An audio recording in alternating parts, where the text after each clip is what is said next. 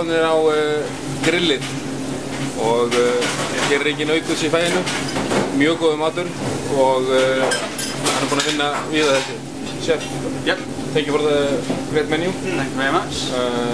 Your menu tonight, is it something that you have been working on for long, or?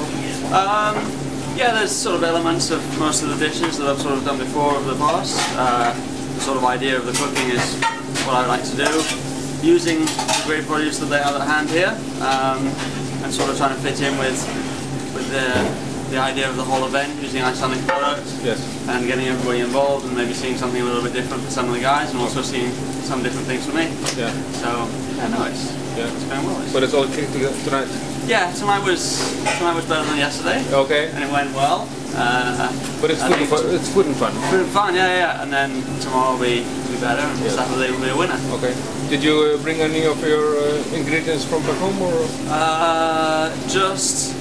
I brought malt extract and rose water. I mean, that's stuff that you can get pretty much anywhere, but Gary just said that he might have trouble getting it for when we arrive, so yeah, we just put it in the bag. Yeah. Everything else is from their local suppliers. Okay.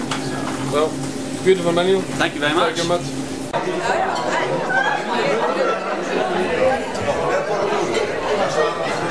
Ég get alveg vannist þessu skilja sig. Hvað varst þú að gera fyrir 28 dögum?